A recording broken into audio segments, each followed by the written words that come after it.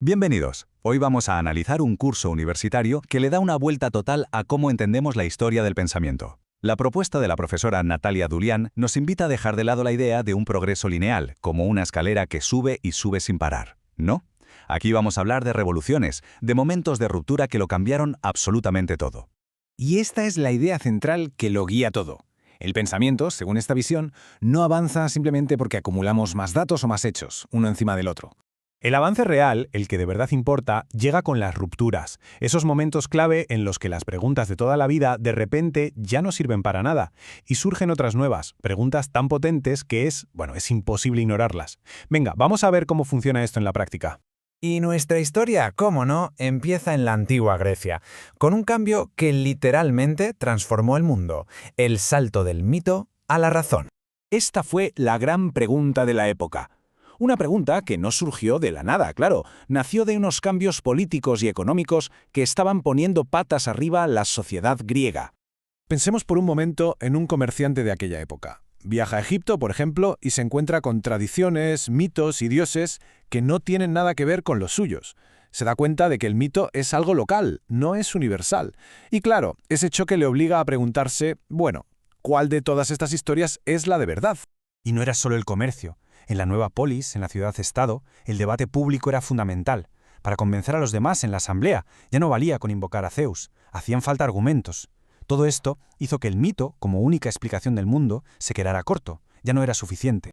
Y de esa necesidad nació el logos, es decir, la razón. Y con ella una pregunta revolucionaria, totalmente nueva, una pregunta que por primera vez cualquiera podía debatir usando la lógica, sin tener que recurrir ni a los dioses ni a las tradiciones.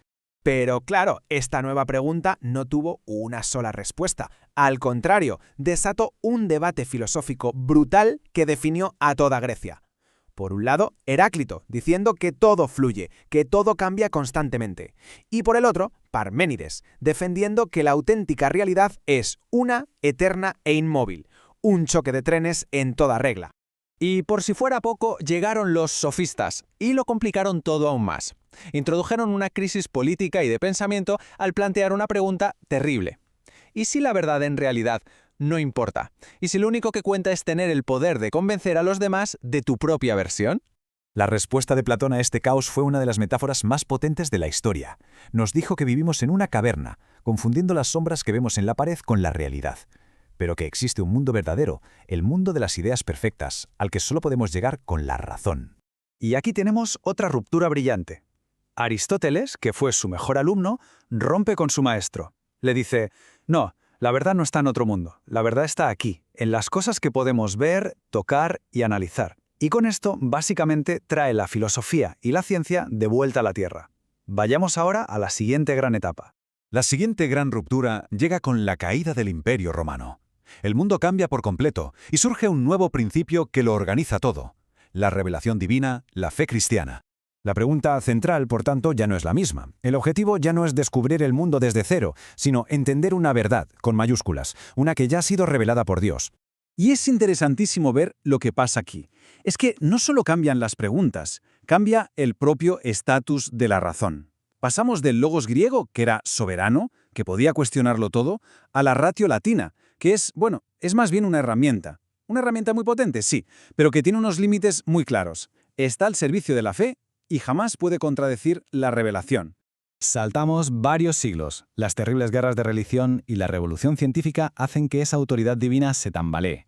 El resultado es una crisis de conocimiento brutal. El juicio a Galileo es el ejemplo perfecto de esta tensión. A ver, ¿quién tiene la autoridad para decir que es verdad? ¿La Iglesia, con siglas de tradición? ¿O el telescopio, con la evidencia que muestra ahí, delante de los ojos?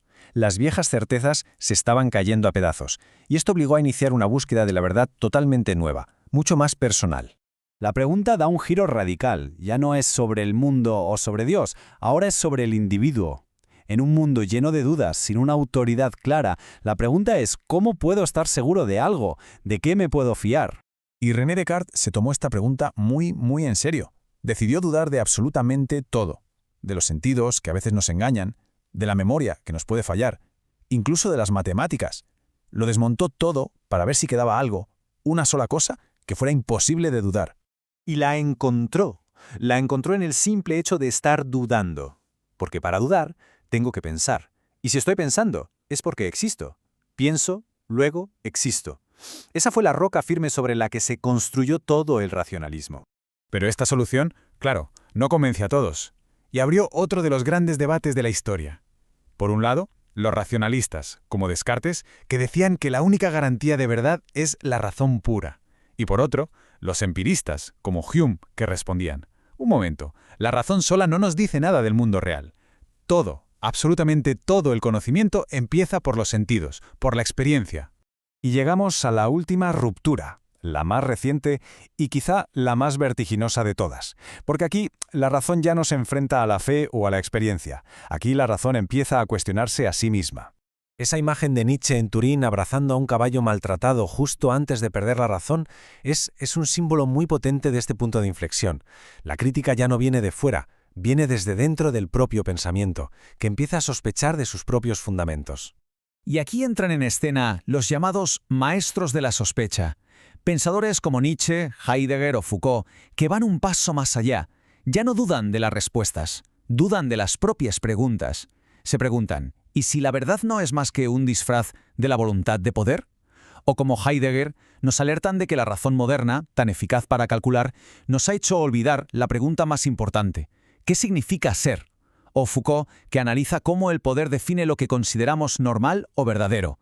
La sospecha se instala en el corazón mismo del saber. Y así el recorrido termina, pero no con una respuesta final, sino con una pregunta lanzada hacia el futuro, hacia nosotros. Nos deja con la tarea de pensar. En nuestro mundo hoy, ¿cuáles son esas preguntas urgentes? Esas que ya no podemos seguir evitando.